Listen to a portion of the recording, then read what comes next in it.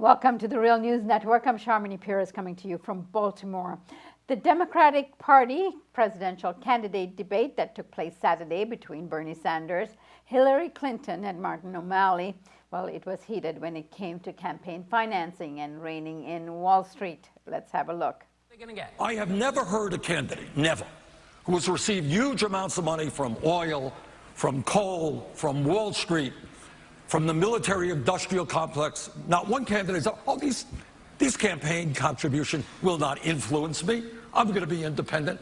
Well, why do they make millions of dollars of campaign contributions? They expect to get something. Everybody knows that. He has basically used his answer to impugn my integrity. Let's be frank here. Oh, wait a minute, Senator. You know, not only do I have hundreds of thousands of donors, most of them small, and I'm very proud that for the first time, a majority of my donors are women, 60%. Now joining us from Ithaca, New York to discuss the debate is Jeff Cohen. Jeff is a director of the Park Center for Independent Media at Ithaca College, and he was the founder of the Media Watchdog Fair. He's also a co-founder of rootsaction.org. Jeff, thank you so much for joining us. Thank you. So, Jeff, let's begin by unpacking this debate and controversy over campaign financing and reining in Wall Street. Who did you think won that debate? I think it's pretty clear that Bernie Sanders is scoring points. And I've got to say, for critics on the left that have sort of a strategic objection to working inside Democratic Party primaries, it's because Bernie is in the Democratic Party primaries and caucuses that he's been able to take this message to millions of people and to be heard, across the country and to have these huge crowds. It's because of that strategic decision. And what he's accomplished, I think, and this debate showed it this weekend, is, he's taken socialism out of the closet. He's put wealth and inequality center stage. No one has made the issue of Wall Street. He kept saying Wall Street, their practice is greed and fraud. It's greed and fraud. And he put that center stage.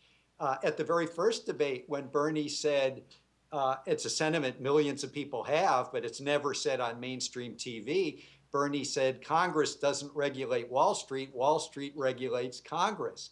And so I really think that the whole debate over domestic agenda has been shifted because of Bernie's presence. And I thought he was as strong this weekend as ever on those issues.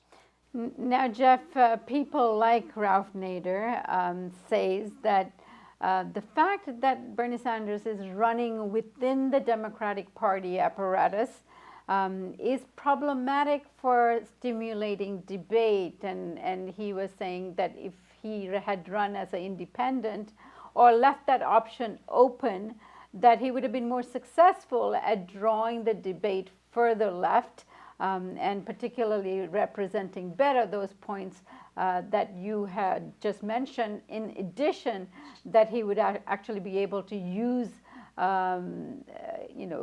his candidacy and opening up this kind of debate on the left as leverage moving forward in this campaign.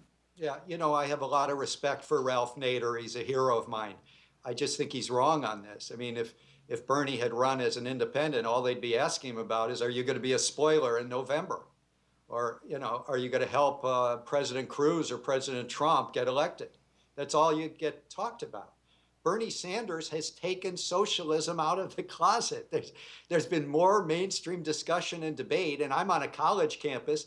More people are talking about socialism today because Bernie chose to run inside the Democratic Party caucuses and primaries. So I think the proof is in the pudding. While I agree with you, Jeff, that we can now talk about socialism in the mainstream political sense, I am again and again reminded about the previous debate when Anderson actually confronted him about is a socialist candidate electable in this country. Your thoughts on that? Time will tell. But, there's the famous poll from a couple years ago, I think it was Pew, when Obama was being called a socialist. And people under 30 had a more favorable view of socialism than they did of capitalism. And also the favorability of socialism was higher among African Americans and Latinos, obviously young people. I bet if they did that poll again, they'd find that favorability has shot up. But the key is, I mean, Bernie's not going around socialism, socialism, socialism. He's talking about campaign finance corruption. He's talking about Hillary Clinton getting all this money from Wall Street. He's talking about the, establishment politics means that the pharmaceutical industry and the insurance companies are blocking us from having national health insurance.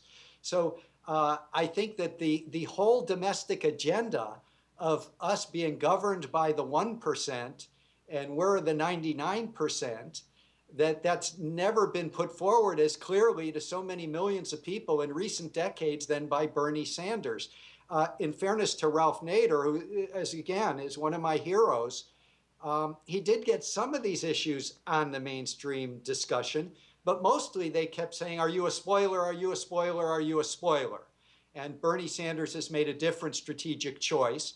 And I think the domestic agenda, the full critique of our corporate society, our corporatism, has gotten out there because Bernie is in the Democratic primaries and caucuses, and he's in these debates. It's obvious the head of the DNC is a Hillary supporter.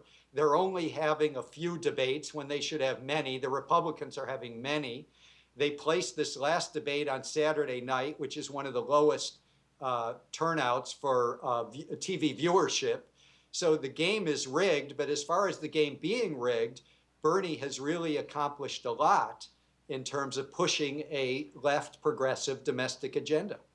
And one of the other issues that Bernie has been very articulate at representing is really the inequity in this country and representing more of the mainstream, somewhat of a convergence between the issues that the Occupy Wall Street was raising, and now it's taking off in a big way on university campuses.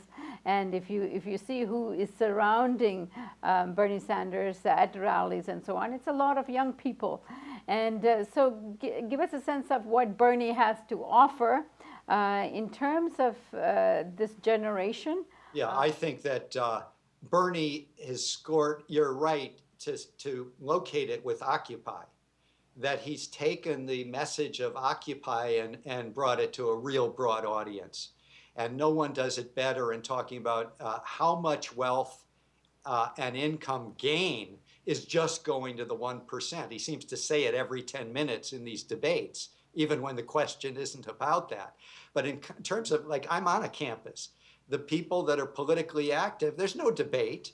Those that are working in electoral politics are generally supporting Bernie.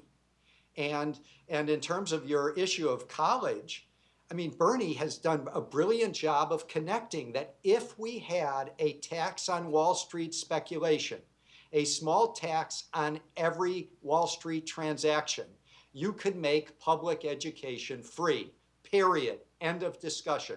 He's got the figures, he doesn't back down from it, and that kind of thing really captures the imagination of young people.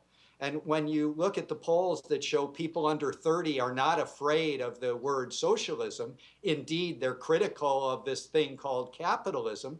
Part of it is for young people, college education tuitions have skyrocketed and there aren't jobs out there. And Bernie did a good job of talking at this Saturday night about infrastructure jobs. So, I mean, it's not a mystery why he's connecting with young people. It's not just college tuition. It's this idea of taxing the wealthy so we can get people jobs again. And a big point that Bernie has made all over the stump, his stump speech, is that if you combat climate change, another issue big for people under 30, it can be a jobs program. That moving our country to a renewable economy is really jobs intensifying. It's decentralized, it's good for economy, it's good for local economies, it's good for local jobs, it's good for jobs across the country. That transformation is a jobs program. And Bernie said that as well as almost anyone. And then talking about jobs, the issue of minimum wage was a big contending issue with Bernie supporting the $15 an hour minimum wage and Hillary saying $12 an hour. Who do you think scored here? Yeah, well, I think that Bernie is scoring points, but the interesting thing is Hillary wouldn't be taking the position she's taking except for the Bernie movement. You know, her position at the debate was, well, $12, but if other cities want to go to 15, great. And trust me that the key here is the political revolution has got to go beyond Bernie.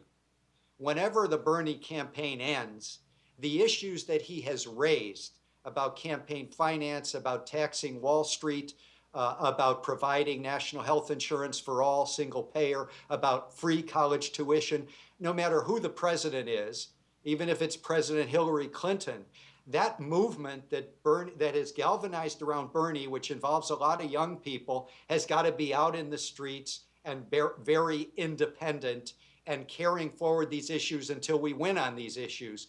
But I really do, for all my criticisms of Bernie Sanders on foreign policy, his enunciation, his eloquence on the domestic agenda has really transformed things in our country, and it's especially felt on college campuses, not just my own.